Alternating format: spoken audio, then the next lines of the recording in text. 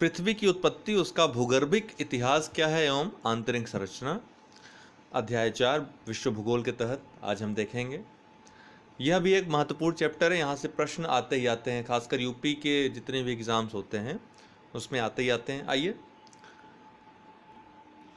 निम्न विद्वानों में से किसने सुझाव दिया है कि पृथ्वी की उत्पत्ति गैसों और धूल कणों से हुई है। पृथ्वी की उत्पत्ति किससे? गैसों और धूल कणों से हुई है। ये किसने कहा है? तो श्मिड ने कहा है। ओ श्मिड, डी इसका उत्तर है। ब्रश ले लेते हैं। ओ श्मिड।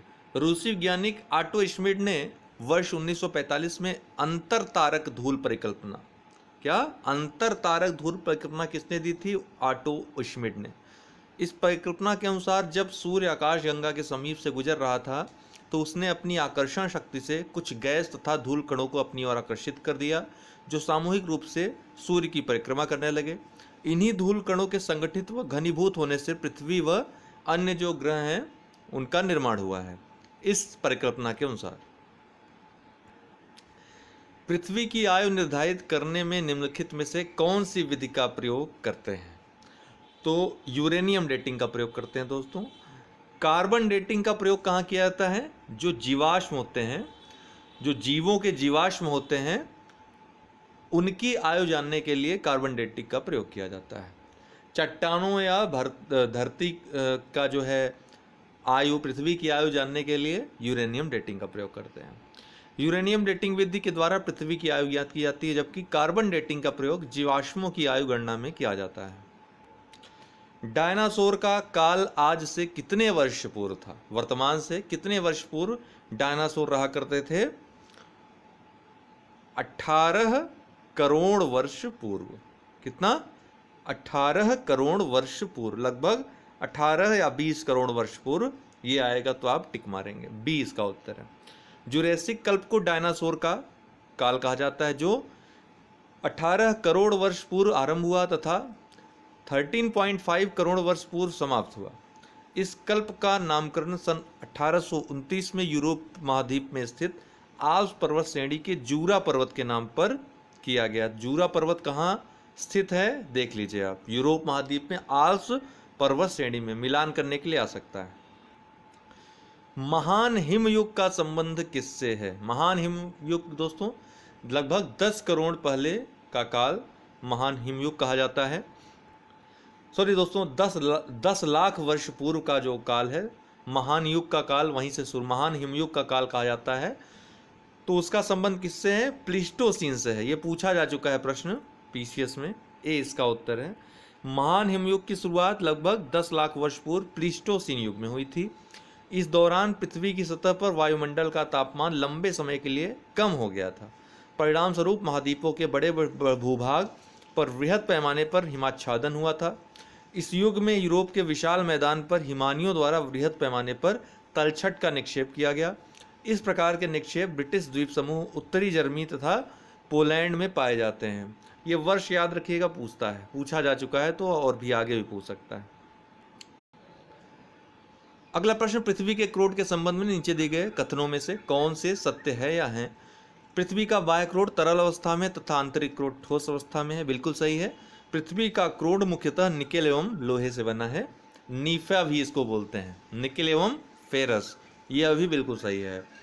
तो ये पृथ्वी की आंतरिक संरचना अगर इसको समझें तो ऊपरी भाग क्रस्ट होता है, फिर बीच में मेंटल होता है और लास्ट में कोर होता है। जो ऊपरी कोर होता है वह तरल अवस्था में पाया जाता है और निचला जो कोर होता है वह ठोस अवस्था में पाया जाता है।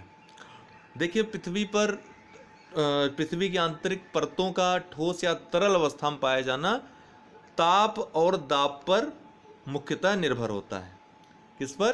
ताप और दाब पर। जहाँ पे ताप का प्रभाव अधिक रहेगा दाब से, वहाँ पर चीज़ें तरल अवस्था में पाई जाएंगी।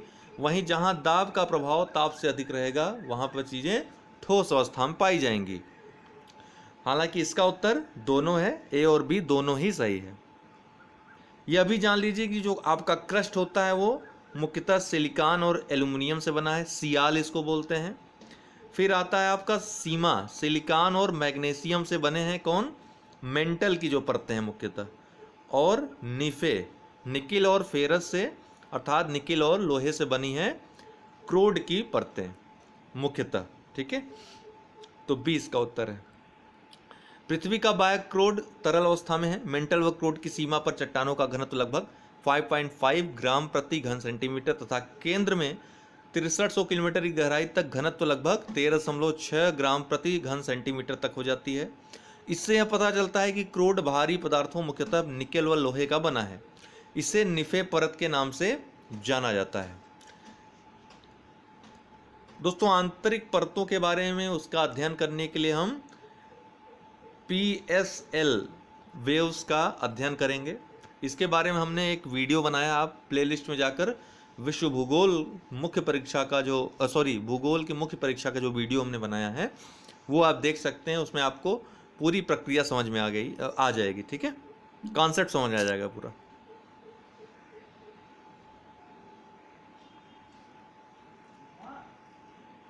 अगला प्रश्न है, पृथ्वी पर मूलतः एक ही विशाल भूखंड था जिसे कहते हैं। पृथ्वी पर मूलतः एक ही विशाल भूखंड था जिसे कहते हैं। देखिए,